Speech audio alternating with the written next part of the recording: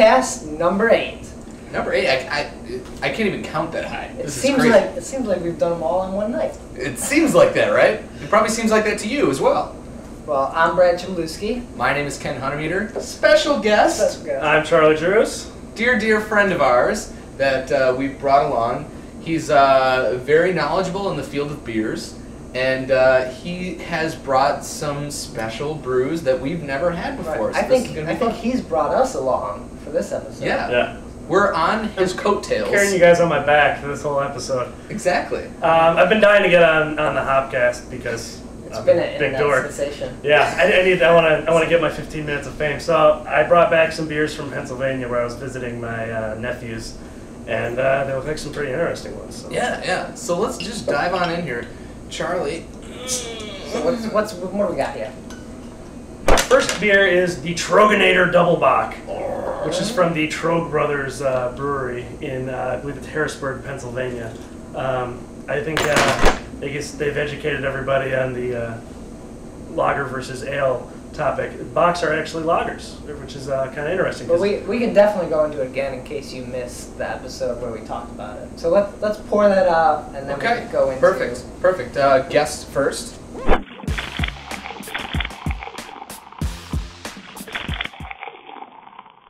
So the reason I say it's surprising that it's technically a lager is because generally I associate lagers with being fairly flavorless and bland and kind of boring, but clearly they don't have to be. Yeah, right? Yeah, exactly. Normally you would try.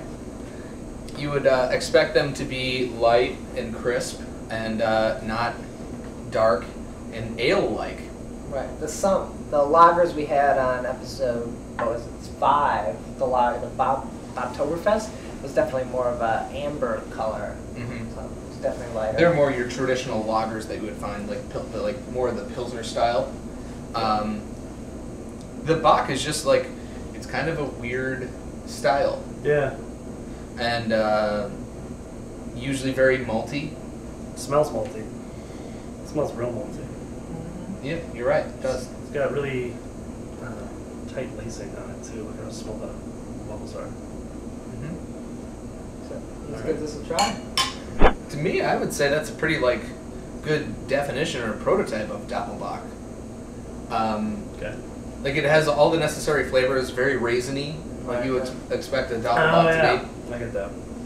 So like dark dried fruit flavored. Yeah. Yeah, kind of. Yeah, the raisiny is a big one. It's like a little bit like sherry or something. Or dates. That sort of raisiny flavor. Yeah. That's definitely like stick to your mouth. A lot of flavor in there. And taste it all over. And it does linger for quite a bit, but it's very pleasant. It's very malty too. Mm-hmm. There's a lot of malt flavor. A little bit roasty, a little bit toasted, but not too overpowering. It's not like a stout where it's like taste kind of burnt, which is a good thing, but it doesn't have. It's not that toasted, but a little bit. It's just a different style. Little hints. What was this on the alcohol content? I believe it was 8.2. 8.2. Okay. 8.2.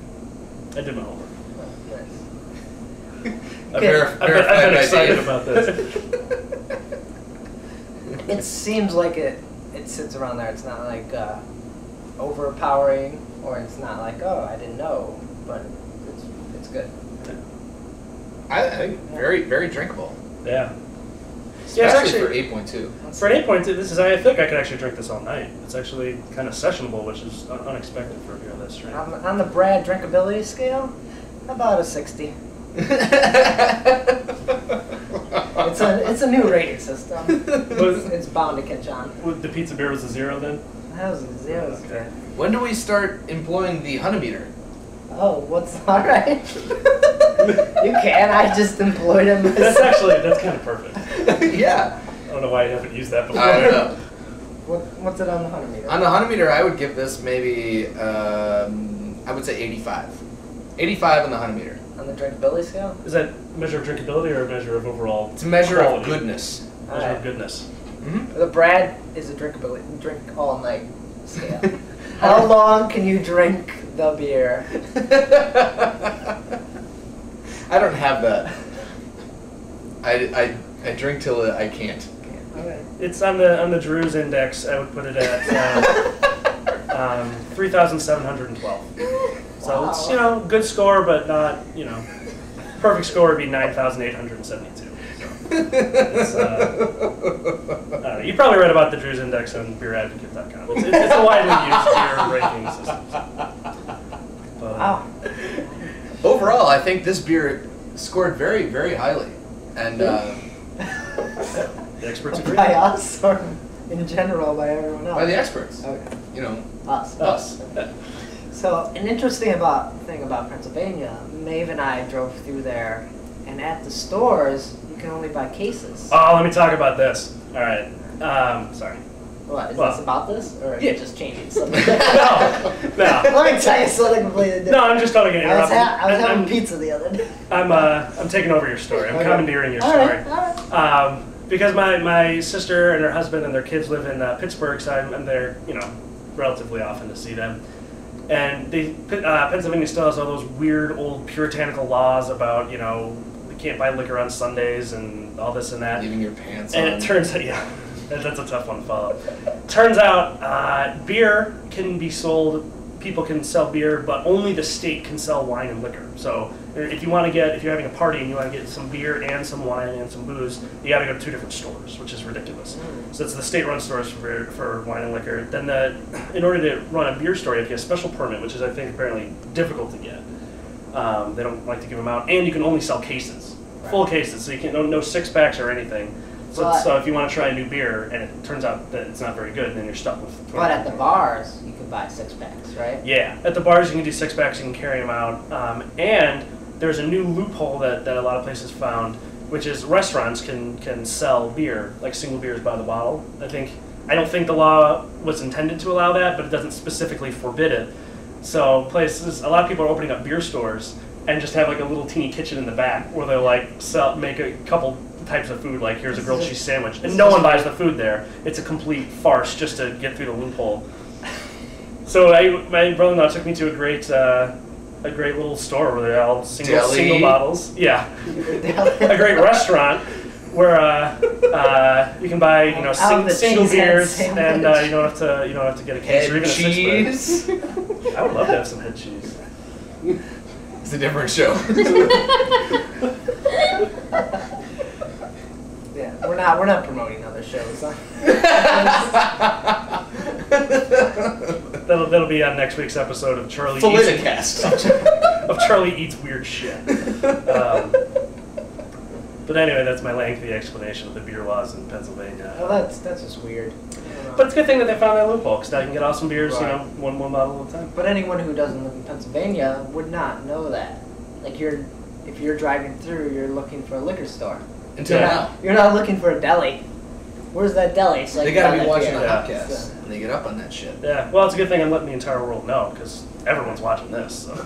Now, because of you, they're shutting down. Yeah. Shutting those stores down. I think Actually- he's fucking with us. Actually, I think this will end up putting a lot of pressure on the lawmakers in Pennsylvania, because after everyone sees this, there's going to be a huge public outcry, and they're going to get all sorts of letters and emails. So, so the masses out there, do your part. Help Well, the people of Pennsylvania. The case thing has been on like an issue for a long time. Yeah. So they've been fighting it. Well, they just Fight the good fight. They just haven't had enough publicity for the fight, but clearly this is going to give it all the I mean, publicity some of it the could best possibly things to do need. is go to the liquor store and build your own 6-pack with awesome Yeah. stuff, and Yeah. just try it, see if you want some more. It's a shame that they have laws against that. I don't know what the problem is. Yeah, sure. So. But anyways, Charlie, this beer was fantastic. We appreciate you coming. I love. We're gonna the have you logo. some more. The guy is awesome. Yeah, let's do with his horns. I believe that's the Troegenator. And actually, Bock, this is a Doppelbock. Bock translates to goat. So he has little Oh, goat horns. I didn't know that. So even Charlie Drews can learn something here on the HopCast. I love that. And he's about to teach us a few things in our next segment as we finish these beers. We'll finish this up. All right. We're back. Oh, that was a red. Beer number 2 for the Pennsylvania episode with Charlie. Should So what else? What do you guys? I don't know the rules. What else you got for us? I've got from Weyerbacher, or it might be Weyerbacher, I'm not sure. I think it might be German. But from the Weyerbacher Brewery in Easton, Pennsylvania, their 13th anniversary ale. I've never actually had anything from this brewery, but it certainly looks good. Although the label does not look good. You can't even read the text because it's over such a dark background. I think they should perhaps hire a better graphic designer. No, because it's got the description. You can't even read the description. Yeah. Anyway, I carefully deciphered the nearly impossible to read text, and it describes this beer as being an imperial stout that's brewed with Belgian yeast. So it's got that kind of yeastiness that like a Belgian beer would have, and then the really roasty, toasty, malty notes from being an imperial stout. Sounds like a weird combination that I've never had before, and it's 13.6% alcohol, so it's going to be strong. So. All right, let's pour this guy out. Should be pretty. Wow, this is dark. Even the bubbles are dark. The head on this thing is so dark brown. Yeah, it's a very caramely head. You can definitely smell that 13%. Yeah, you can smell the yeast too. It smells sort of like a typical Belgian beer, which is odd for a stout. It smells like a double, actually. Yeah, well, I guess I don't know the difference in smell between a double and a triple, but I do know enough to say that it smells Belgian. I'm not as much of an expert as Ken. Triple's usually lighter, double's darker. Gotcha. So yeah, it pours almost black with small head. Yeah. Certain like motor oil characteristics, like this is completely opaque. Yeah. Like there's no brown around the outside or anything like that. It is jet black. You're seeing yourself in the glass. So not such a pretty sight. Let's try this.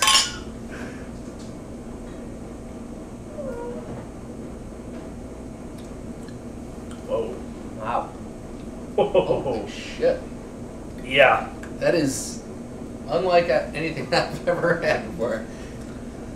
For the first impression is that they're not lying about that 13.6% alcohol. This is strong. Right, yeah. They're not trying to hide it. It's Yeah. It's not one of those beers where it sneaks in and it tastes, smoother than, or it tastes like it has less than it has. No, it tastes like it's got even more. It's strong. It kind of burns your throat. To me, I think this airs on the side of Belgian as opposed to Imperial Stout. I think it has more Belgian flavor than it does Imperial Stout. I would agree with that. I'm kind of surprised. I thought that the toasted malts from the Imperial Stout side of things were going to overtake everything else, but they didn't. The Belgian yeast really... Don't get me wrong, very, very, very good. Tons of flavor going on. A lot of candied sugar. I get from, as you would expect, from like a Belgian style, especially from the Belgian yeast. Go through the back, dude. Make a guest appearance. That'd be good. Like dates and dried fruits and stuff like that you get from a dark Belgian beer. Yeah. Not nearly as stouty as I thought it would be. No, yeah. definitely. Especially for something that's this jet black. I thought it was going to taste really stouty, but it doesn't. Very inventive, I would say. Yeah. So do these guys do other beers? I personally have had one other beer from Weyerbacher, which was their Imperial Pumpkin Ale that just came out recently, and it was delicious. That was one of the best pumpkin ales I've ever had. It was really, really good. I thought it weighed in at I want to say 8 or 9%, and it was up there with like the Southern Tier and the Dogfish Head. So most of their beers are high on alcohol. Well, that's the only other one I've ever had. So I couldn't tell you. So they might be like Hair of the Dog, where they rock the alcohol. It could be, but it was advertised as Imperial Pumpkin Ale. Okay. Maybe they're one of those breweries that everything's Imperial. Could be a Southern Tier style. I don't know. Yeah, Southern Tier that does that. Yeah, this one, the flavor really lasts a long time. Mm-hmm. I haven't taken a sip in about a minute now, and I can still taste it just as strong. It's like. That would be the 13.6. Yeah. This is low on the drinkability. You cannot drink this all night long. And high on the Hunnemeder. On the Drew's Index, which is not, it measures overall quality, so it's not just drinkability. I still don't understand this actually, how that works. No, this one I ran the numbers earlier. It ranks at 6,407. What was it out of again? Give you Brad 9,742. I think it was 9,782. I don't know. Rewind the tape. Perhaps through the magic of editing, we can find out what it was. We'll overdub it.